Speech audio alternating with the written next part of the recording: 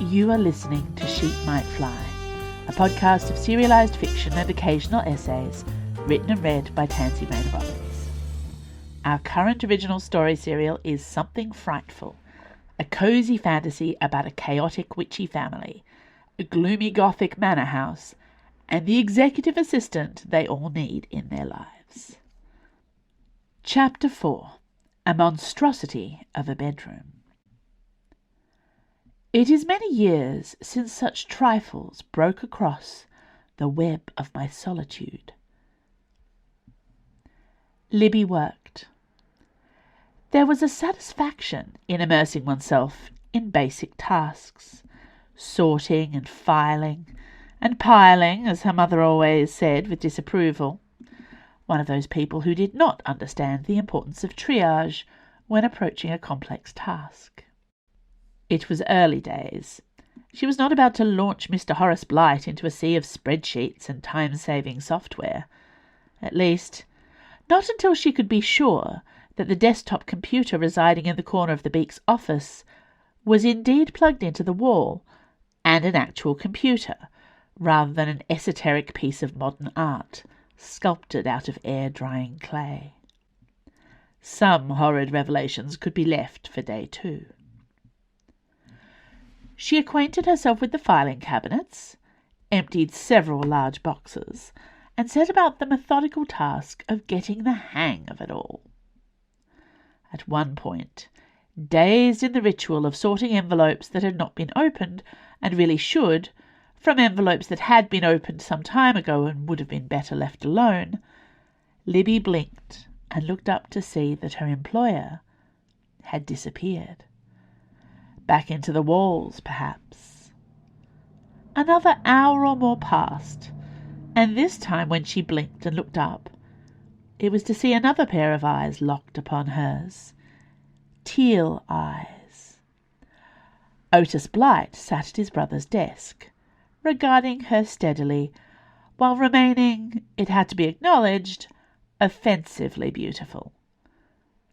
Libby was prepared for him this time, even if he had appeared out of nowhere like a fairy king, or, more realistically, like a person walking across a room while her attention was engaged. "Can I help you, Mr. Blight?"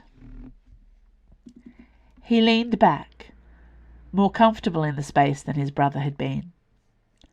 "Office hours are over, Miss Gray. I've been sent along as the family representative to give you the tour, show you your room, catch you up on the feeding and watering schedule, and the Wi-Fi password, that sort of thing." "Oh," she said, a little taken aback. "Already?" Otis Blight glanced to the window where the sky over Pendle Hill was disappearing rapidly into dusk. "Your work ethic is admirable, but Rome wasn't built in a day. Sorting out this mess must surely require at least a week." "What is the Wi-Fi password?" Libby asked, as they closed the door of the Beaks' office behind them. "Jabberwock." "Really?" "The eggs take turns to choose it every quarter. Titus is going through one of his periodic whimsical poetry phases, which happens to be one of his least offensive phases. They're not all quite so literary. Sibby chose the previous one, which was Glad Has a Big Nose. Before that it was Glad who chose Sibylla, Give Me My iPad Back. Sometimes it's not so much a Wi-Fi password as a community announcement." He had a melodic voice, which was pleasingly soothing regardless of what nonsense he had to say. It was almost as bad as the face. "Eggs," Libby said, to pretend she'd been paying attention. Otis smiled at her. "Oh, praise Hecate, make it stop." A sight which might have fried the eyeballs of a lesser woman, but Libby had spent the day combing through unpaid bills and stern letters from various village councils, so she was robust enough to deflect his innate, utterly damaging beauty. "The eggs are our younger siblings and cousins," Otis explained as they strolled along a corridor.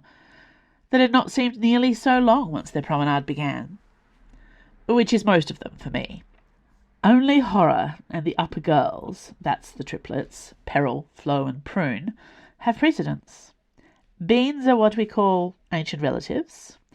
Our peers, that is, the cousins and siblings in roughly the same group, get the courtesy of being called by name, more or less.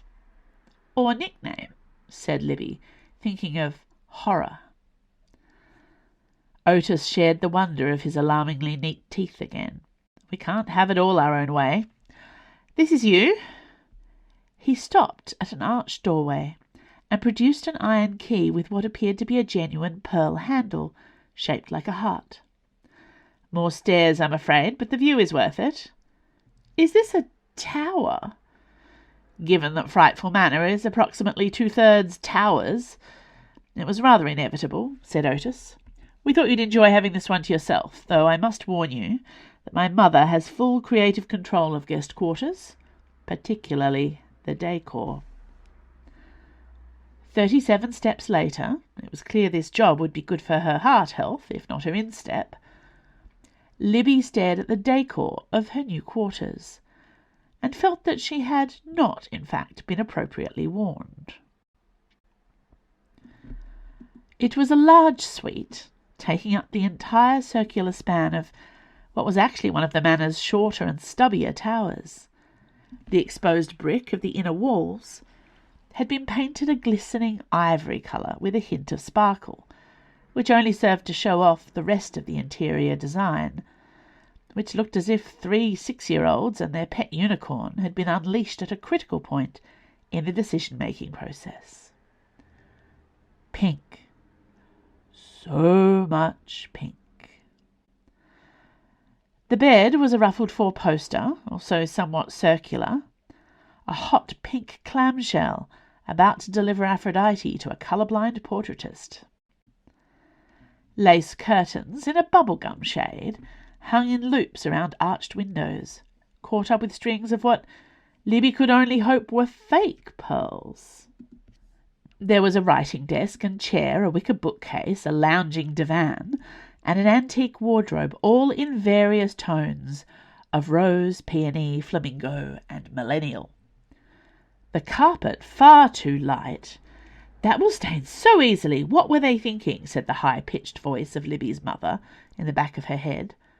Was a creamy shade of blush. There was an old-school dressing table with light bulbs around the mirror, such as Marilyn Monroe might have sat at. Surely it had once been white, but that was before someone took to it with a glue gun and several layers of decoupage. There was a harp in the corner, an actual full-sized harp. This was not pink, but the kind of bright gold that made pink look even more extra. There were portraits on the walls featuring a series of busty romance novel heroines in clinches with various long-haired gentlemen. Upon closer examination, all the bodice-ripping heroines had the same face. Ophelia Westwood's modelling career had apparently gone in multiple directions. A rounded door at the far side of the tower room was propped ajar, revealing a gleam of bathroom tile, coral, and gold taps. "It's a lot," said Otis, ushering Libby into the house of retail therapy Barbie. "Mum's only befriended about 3 netherworlders in her life, and she's convinced you're all basically the same person." Netherworlder. An ancient Lancastrian phrase referring back to the quote, "neither one thing nor t'other," famously used by Agnes Chattox, medieval ancestor of another Greek Grimm family, upon learning that one of her daughters had become mistress to a Plantagenet king. Despite these scornful beginnings, it had managed to attract a certain fond, cosy vibe over the years, and was not, in this century at least, considered a slur. It was a while since Libby had been called a netherworlder. Amagical was the common, far less romantic term in modern professional circles, though she'd also heard her kind referred to as others, commonplace, that lot, and on one memorable occasion, the Norman invaders. Was one of the Netherwelders your mother befriended Barbara Cartland? Libby asked, approaching the mirrored dressing table with some trepidation. She flicked a switch, just to check a theory. The light bulbs came on, blazing pink. Yes, said Otis, without a hint of sarcasm. Oh, famous people. That explains it, Libby said. It doesn't really, said Otis. But she saw the Barbie movie and that rather cemented her assumptions. She put a lot of work into this. There were worse things, Libby concluded, than a monstrosity of a bedroom carefully curated by a well-meaning celebrity.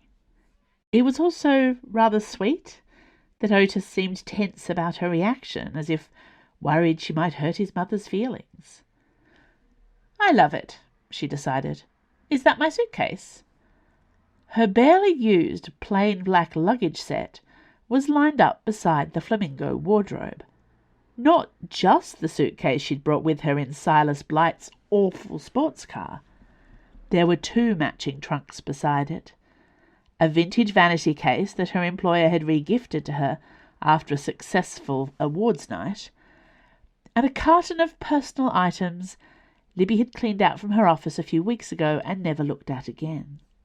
Everything, in short, that had been in her hotel room and had not yet checked out.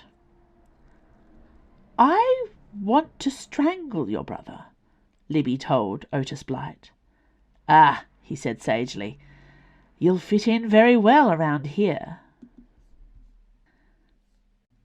Thanks for listening to Sheep Might Fly. This podcast was recorded on Palawa land. I acknowledge and pay respect to the Tasmanian Aboriginal people as the traditional and continuing custodians of Lutruwita. Sheep Might Fly is produced and edited by Andrew Finch. You can sign up to my author newsletter for updates. Follow me on Instagram, Blue Sky, or Threads at TansyRR.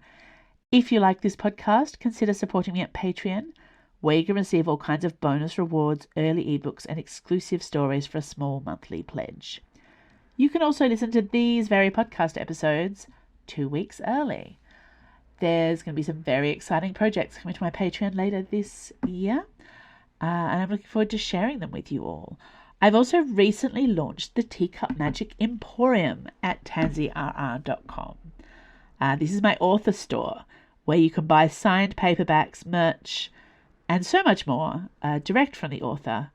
Check it out today.